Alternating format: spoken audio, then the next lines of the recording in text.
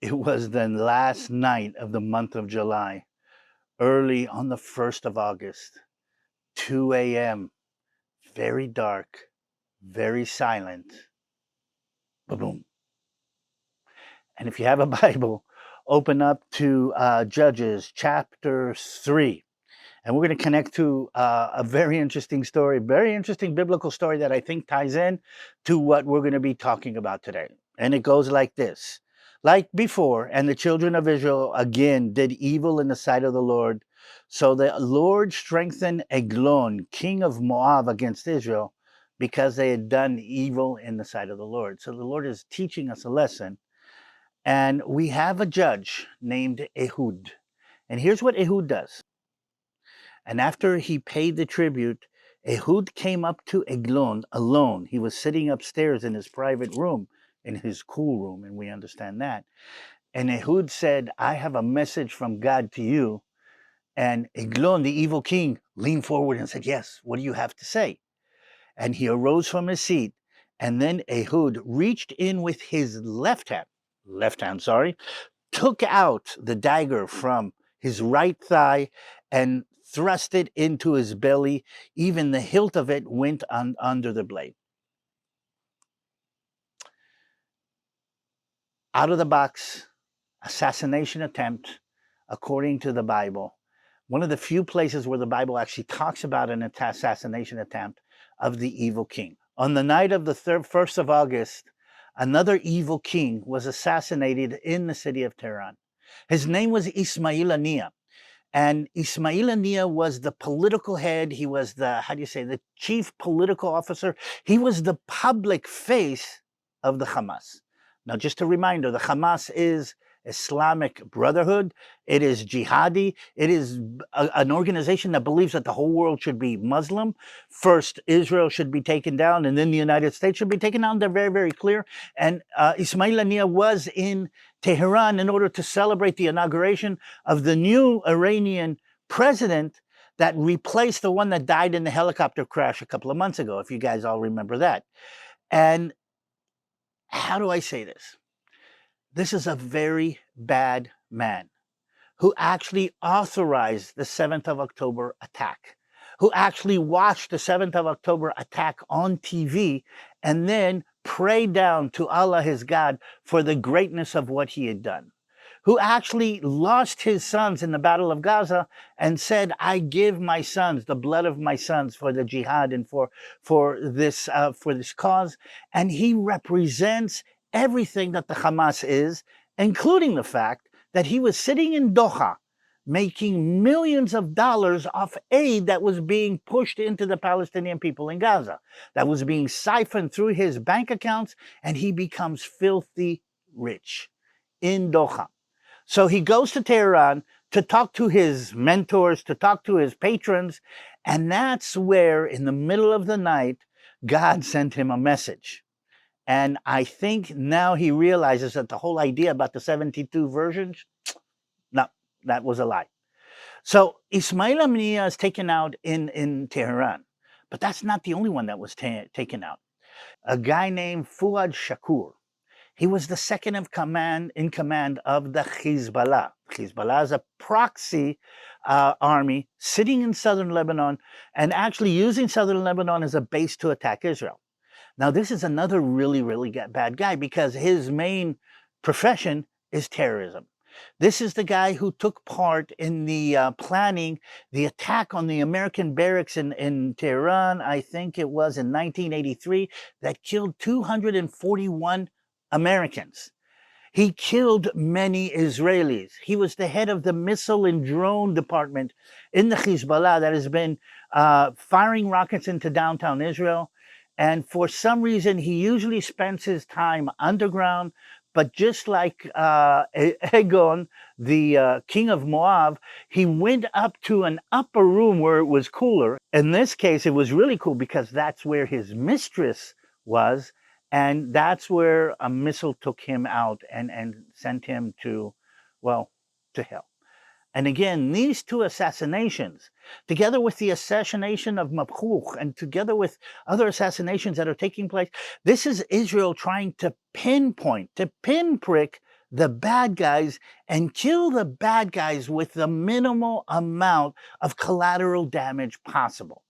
It doesn't line up with the genocide theory. It doesn't line up with we're killing babies. It doesn't line up with we're throwing bombs indiscriminately.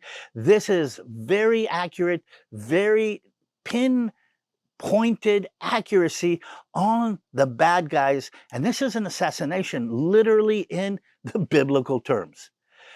Okay, so now this has happened, but the enemy cannot live with the disgrace.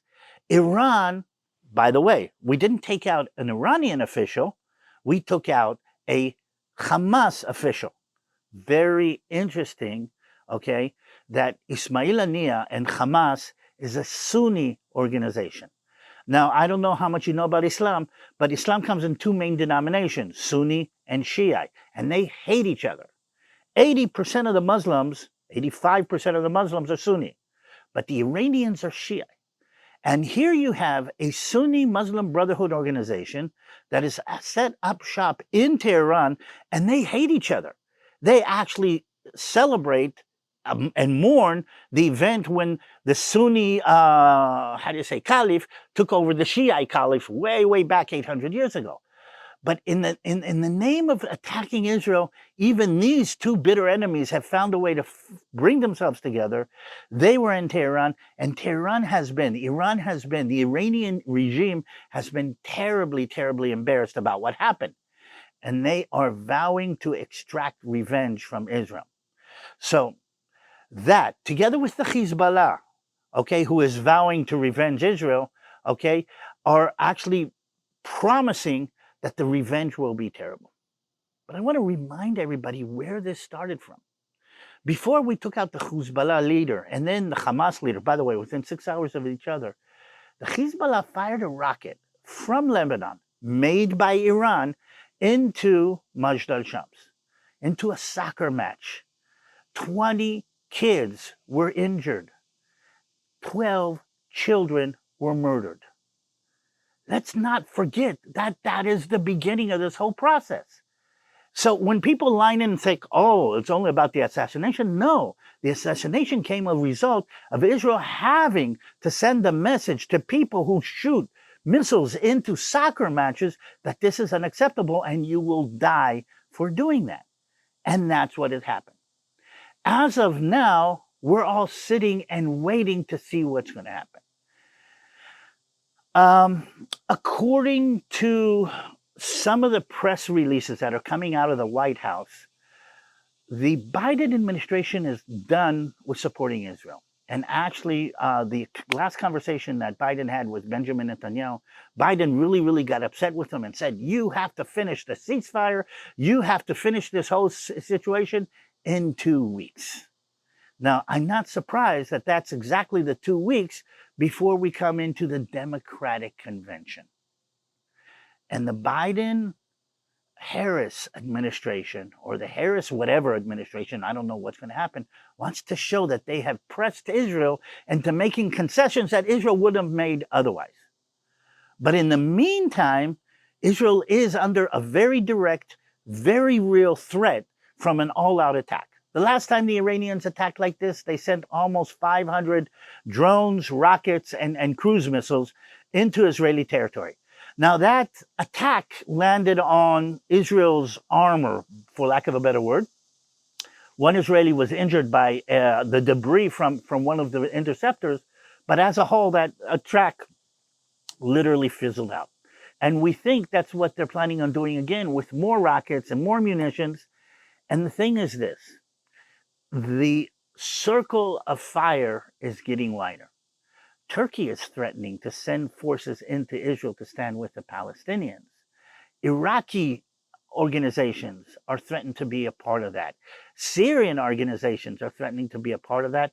So the ring of fire is just growing as we speak.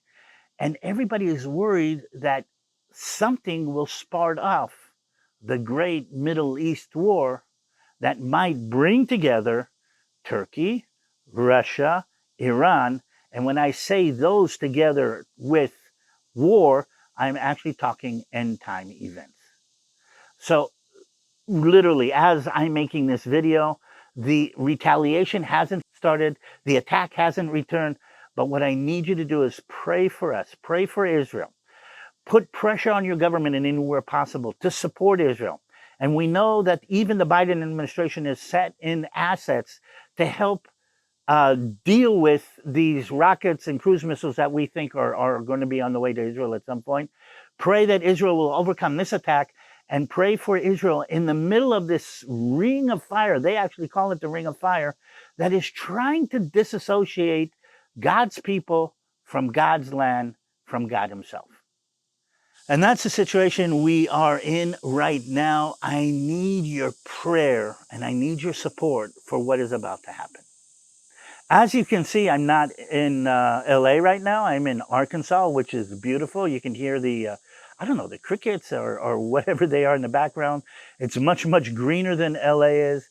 And we're here actually going from church to explain to Christian churches, to Christian people, what their role is in supporting Israel and connecting Christians to what's going on the ground in Israel. So I'll be speaking at a church later on tomorrow, and we will be returning to LA a little bit later. So that's what's happening with us. We have a conference lined up and a couple more speaking engagements lined up. So please pray for me and Christy that we'll have the stamina and the strength to do what God has called us to do. And again, if you are wanting to be a part of this, what I need you to do right now is subscribe to this channel. Don't only subscribe. I need you to like, and I need you to do something really important, share. Share this with other people so they hear what's going on, so they know what's going on in other places. This helps our algorithm. Though I will say that when you talk about these subjects on YouTube, YouTube demonetizes you. So we're not going to get any money from YouTube for this video.